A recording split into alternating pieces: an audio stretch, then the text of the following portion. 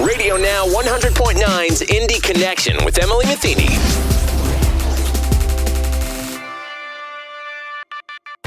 Hello, I'm Emily Metheny, your host. This week, I had a chance to catch up with David Berman from Mental Health America of Indiana. We talked about what people can do to take care of themselves and their mental health during the winter months and during the holiday season. So we're already starting to see some seasonal mental health symptoms starting to show up, David. Can you talk a little bit about that and then how, on top of what we would normally have, we have COVID, we have the election stress, and we have potentially missing the holidays?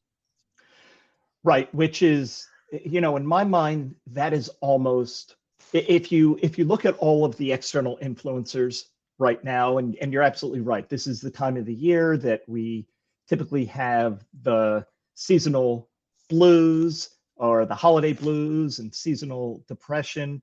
I almost feel like if you took the holidays out of the picture, everything else is currently causing more acute symptoms related to depression and anxiety. And so you throw the holidays in, and I don't know what's worse than something else, but it is just kind of like the perfect alignment of external influencers like we have never seen before and probably will never see again in our lifetimes. So you're already dealing with a situation because of the pandemic where individuals have been forced to isolate. And we keep talking about it's not social isolation, it's social distancing. And that's all well and good, but that's really semantics, I feel like. And individuals are feeling isolated. There is no home big enough, I feel like, no matter how large or small your family is, for everyone, for those of us who have been working at home with our spouses and we have our children, there's no home big enough, and we're getting stir crazy. And we don't have the opportunity to go out and interact with our coworkers and our friends and family the way that we used to. And then you get into the holidays, which for individuals that are already dealing with pre-existing depression or anxiety is one of those times where they feel even more isolated. And a lot of times they're self-isolating. And so you sort of put all of that together, and it is a ticking time bomb. And so, going into the holidays, I think you need to be very intentional on both sides, whether you're the individual that may be feeling isolated, get out of your comfort zone and be intentional about some of the things that I'm sure we're going to talk about that you can do. On the other side, though, I think it's our responsibility to be aware of our friends and family and loved ones who may be suffering from anxiety and depression, whether it be something that they've been dealing with for a period of time or whether it's new to the pandemic. Because, one of the things that we know as far as event response and disaster response related to mental health is that during an event, 30 to 40% of the affected population will have some sort of new mental health related either a mental health disorder or symptoms related to that mental health disorder simply because of that event. So if you look at it from that perspective, who's affected? Everybody right now. So 30 to 40% of our population have been dealing with either a new diagnosable or symptoms related to a diagnosable mental health disorder. And so going back to my previous statement, whether it's people that, are our friends and family that have been suffering from depression for a long period of time, or that we know have been dealing with new symptoms related to the pandemic or social unrest or political turmoil or whatever it may be, I think it's our responsibility to be intentional about the things that we do to ensure that they don't feel further isolated as we get into the holidays. I live 3 hours away from most of my family. How can I, as someone who lives a distance where I can't easily drive and just wave from the sidewalk or talk from a porch, how can I check in with my family? the upside, I guess, of this is we live in a world that has amazing technology. You can take better pictures with your cell phone than you can oftentimes with a professional camera. And we have video capabilities, and there are more video virtual platforms now than people probably even know about. And so, I mean, there's all sorts of cool things that I have heard about and talked about with others that you can do.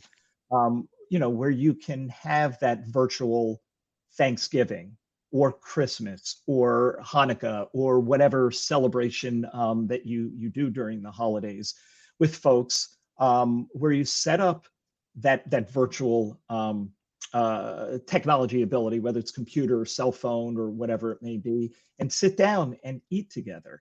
And you can play games together after meals or in the midst of meals, or cook together, do a communal recipe and cook together and do something that really conveys that holiday spirit. I know of a bunch of people that are having cookie exchange parties virtually.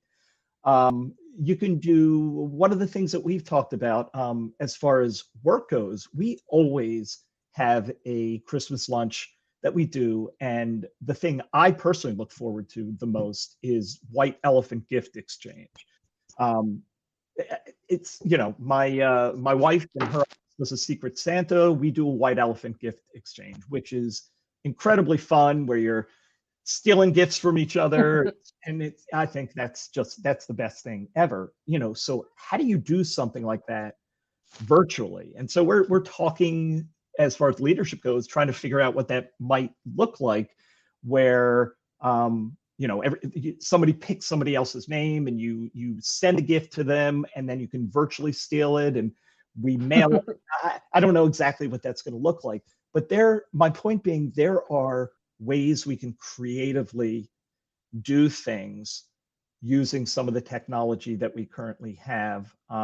Because if you think about it, yes, we're not sitting across from each other, and we don't have that intimacy that happens when you are close in proximity and have a face-to-face and there is no touch. But you can set things up where it appears that you're as close as sitting across the table from your friends and family.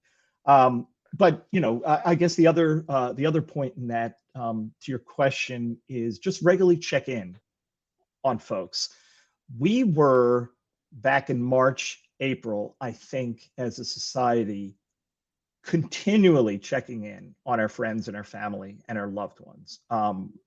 This was new to everybody, and we weren't sure what tomorrow was going to bring, and nobody knew who might be diagnosed with corona and what the mortality rate really was going to look like. And we were hyper vigilant about checking in on each other regularly, sometimes multiple times a day, much daily. And then we got really accustomed to our new world, and things started to taper off. And yes, our lives look very different, but that intentional connectivity that we made sure happened so often months and months and months ago sort of tapered off. And now we're getting into the holidays again, where friends and family mean everything. And we are used to having big communal meals and going to events together and having parties, and we just can't do that. And so I think we need to make sure that we're once again being intentional about it. Holidays are hectic times.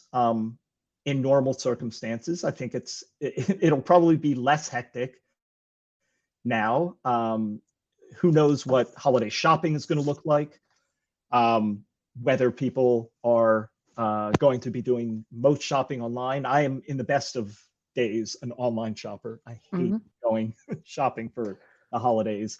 But as far as that hecticness goes, I don't think it's going to be quite the same. And so how are we going to fill that time? Well, I think, again, we can be creative in interacting with people using technology, being intentional again, because there's sort of not an excuse this time around where we don't have the time. And kind of continuing on about the digital space, we've heard about Zoom burnouts and just that fatigue that comes with being digital all the time.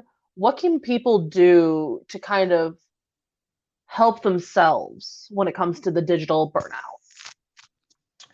Take breaks. Absolutely take breaks. And so are we digital burnout? Are we talking in general, or are we talking about as far as interacting with friends and family? Probably more in general to start Okay, with. gotcha. So that's really interesting. I do one of the hats that I'm currently wearing is that I had been asked by the state several months ago if I would help create and provide oversight to our FEMA-funded crisis counseling program that was created in response to Corona. And that includes things like the BUL crisis helpline through 211, which I'm sure many of your listeners have heard about. But there are other portions of the program that are not as public facing. So my point is, one of the things that I've been doing is a lot of resiliency training on demand for state agencies and corporations and entities whose teams and employees are really struggling right now. And as part of that, that is a huge topic that we tend to cover. And there's so many things that we never really thought about before that have become a major loss for us, like commute time. Our commute time to and from work, or to and from stores, wherever that may be, or to and from meeting friends, has been a time that we're in our car and we're in our own space and we're playing music and we're just kind of lost in our own heads as we drive. But specifically, as far as work goes, we don't have that anymore. Mm-hmm. And so you have to be intentional about taking back that commute time, making it your time, whatever that might look like. It's so easy for those of us that have been working from home to roll out of bed. And I have probably done 70% of my meetings in a baseball hat and shorts and a t-shirt, which then evolved to like sweats and a sweatshirt.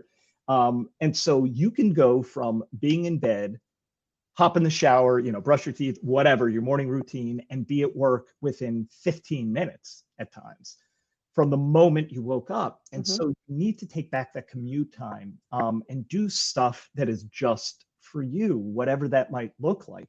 In that same sense, our work boundaries have kind of gone out the window, whether it be the hours that we work. For me, Sunday, Tuesday, 2 a.m., 2 p.m., it sort of has lost all meaning. I am not doing very well with practicing what I preach. But having those work boundaries when it relates to those virtual meetings is absolutely important. We just get exhausted.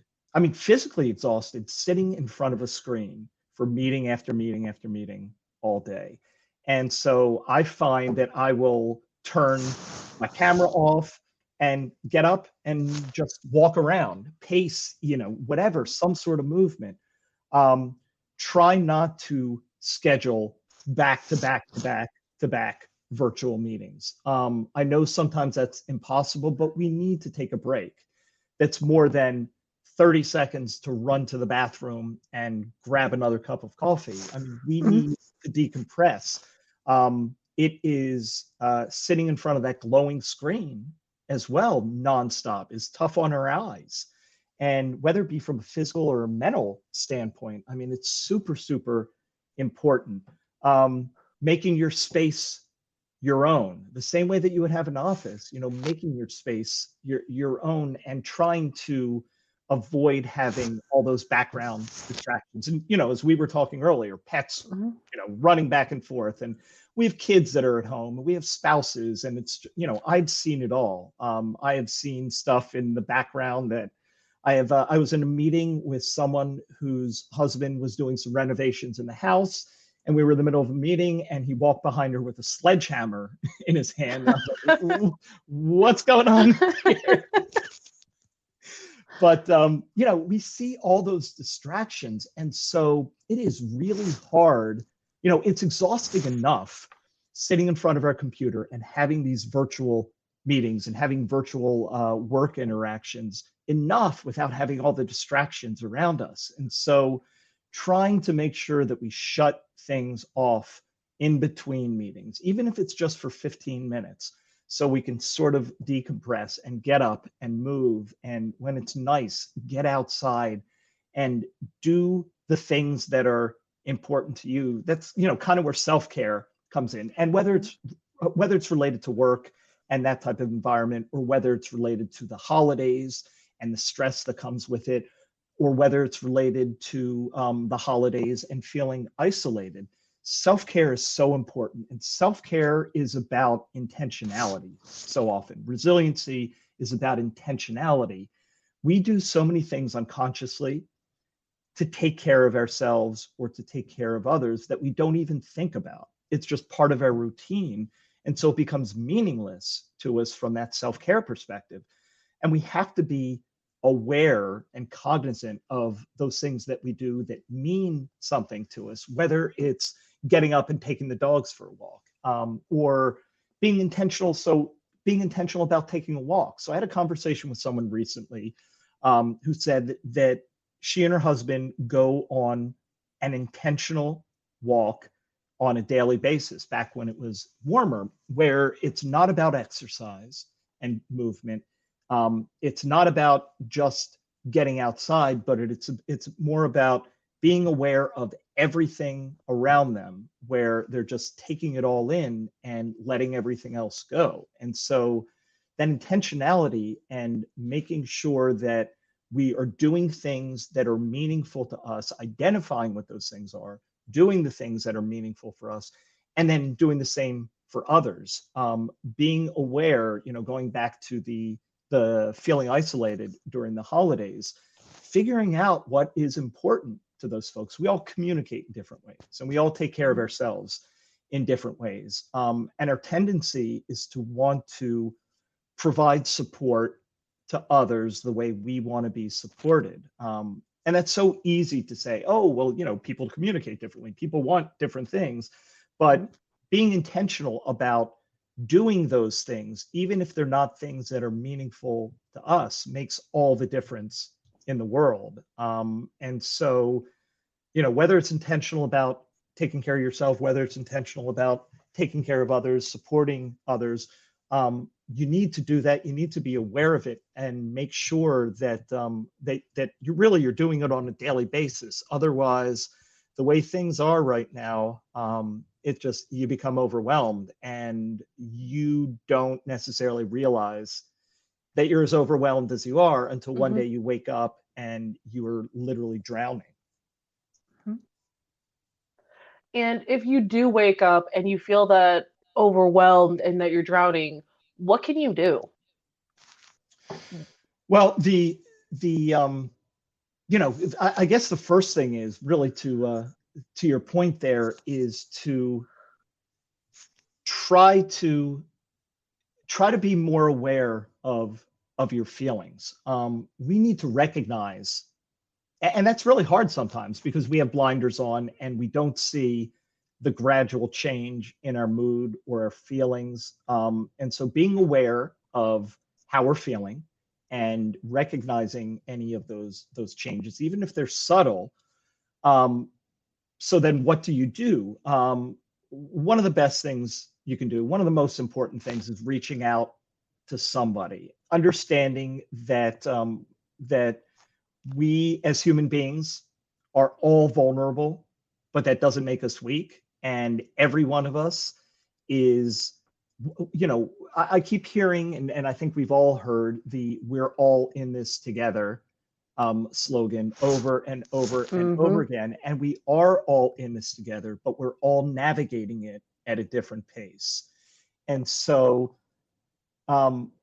it doesn't matter what pace you are currently navigating it.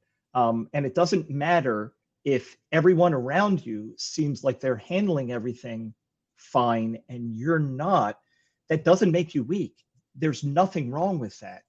And so we need to ensure that we really promote the fact that with this new normal, there are a lot of feelings that come with it, and those are normal too.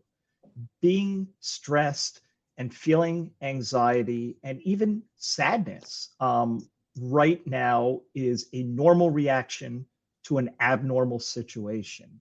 And so reaching out is so important, whether it is to our friends and our loved ones, or whether it is to something like the Be Well crisis helpline, which, 24/7, you pick up the phone, you dial 211, everybody can remember that and just follow the prompts. And, we have a team of well-trained crisis counselors who will talk to you about whatever it is that's going on. It's completely anonymous, again, 24/7. So reaching out is probably the most important and very first thing you should do.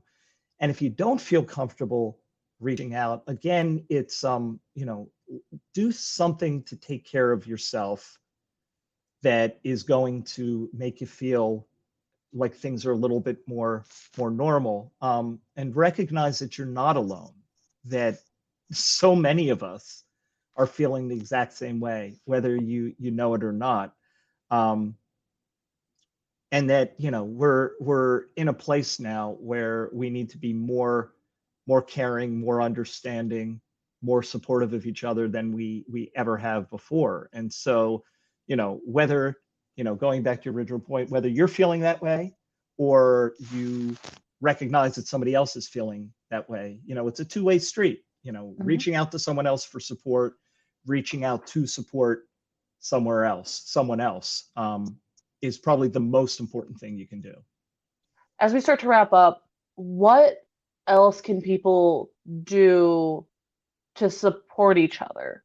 I know we have to socially distance, and maybe it's just sending a card in the mail. Maybe it's dropping off a plate of cookies. What other things can people do to still feel that connection? You just threw out several really good ones. When the weather is nice, get outside. I've met more neighbors in my neighborhood that I didn't even know lived here, whether it be on a run or a walk or a bike ride. This has all sort of brought us, it's ironic that through social distancing, we've also been brought closer together, because for so long, we had no other outlet for any sort of entertainment or, getting away from being stuck at home besides getting outside and just enjoying the weather. And so we met so many more people. I feel like I have, through work, some of my new bestest friends that I talk to 10 times a day are people that I've never met in person before. And yet I feel a connection to them. And so whether it's picking up the phone or sending an email or physically sending a card, or as you said, dropping off a plate of cookies, or getting outside and, in a socially distanced way, interacting with your neighbors. During the summer, people had social distance tailgating parties for sporting events. And we are in the midst of football season and college sport season, and you can still do things like that. You can yell across the fence or across the board. You can turn on Zoom, or you can turn on other virtual platforms, and you can pick up the phone and make phone calls. There are ways to interact with each other, even if we are not up and close in people's faces. And I think a lot of it is just figuring out ways to be creative, coordinating schedules, virtual happy hours. I have one daughter that lives on Maui, and we've got a 6-hour time difference there. And then my son, my oldest son, lives in Duluth, Minnesota, and we've got an hour time distance there. And we would coordinate like virtual happy hour get-togethers, and so interacted with each other, where we could actually see face to face more often than we did before. And it's just creativity. It's creativity, being intentional, taking advantage of the free time that we do have because we're all stuck at home, using it in a productive way, and just interacting in whatever limited way that we can, taking advantage of those times that we have. Excellent. And David, is there anything else you'd like to add? Other than everybody, mask up, be safe, and have happy holidays. No, I think we covered it all. Perfect. Thank you so much, David. Oh, you're very welcome. If you'd like to learn more about mental health resources, you can visit our website at RadioNOW and go to our mental health resource tab. Thank you for joining me this week, and please join me again next week. If you have topics you'd like me to cover or ideas or anything else, let me know. You can email me at emetheny, that's EMETHENY, at radio-one.com. You can also hit me up on social media at Emily Does Video. Until then, have a great week. Radio Now 100.9's Indy Connection with Emily Metheny.